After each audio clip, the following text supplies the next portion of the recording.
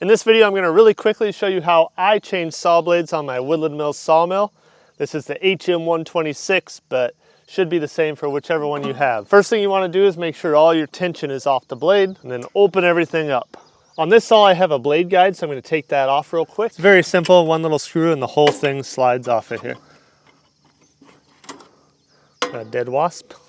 Now I'm going to take a little tension off by just pushing this wheel over. Notice I'm wearing gloves and glasses because if this thing flops off, it will cut you. These things are super sharp, obviously. So now I like to take the drive wheel off first. So there we go. Then we're just going to work our way over here.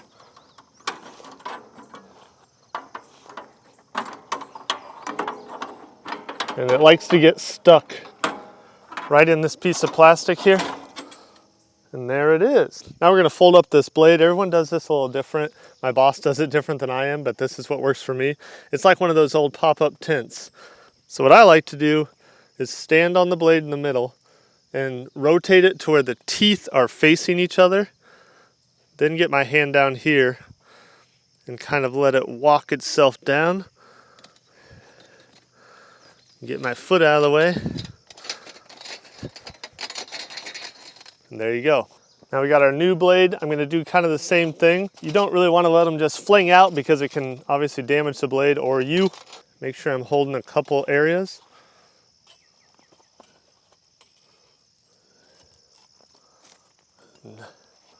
That wasn't very beautiful.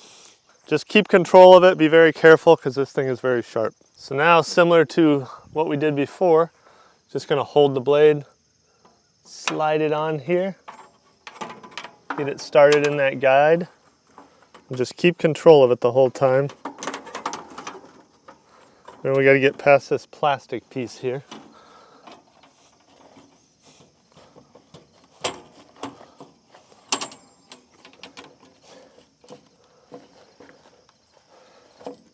You want to be above the plastic piece. It kind of wants to dig down in there. And then once you get in it, I like to just kind of line the back of the blade up a little bit here. Once we put tension on it, we'll be able to spin it and get it lined up better. But for now, just get it lined up to where everything looks good. It's not caught on anything. We're going to put tension back on the blade. Okay.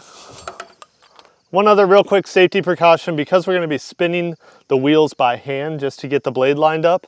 I don't want this thing to try to kick over anything. I probably wouldn't, but just to be safe, I just popped the spark plug wire off. That way I know the engine's not going to try to kick around while I'm holding the blade in my hand. So now you can see the blade's kicked out a little bit. So we're just going to kind of start spinning it around. And as you can see, it's going to line itself up, assuming your wheels are in line. If your wheels are out of alignment, that's not what this video is about, but that could cause it to not line up on its own.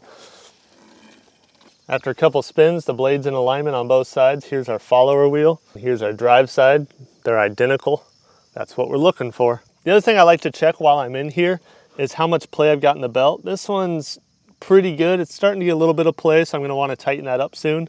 And you do that by loosening this bolt here and this one right here. Then you're going to want to pull down on this as hard as you can to take the play out of the belt and then tighten those back up.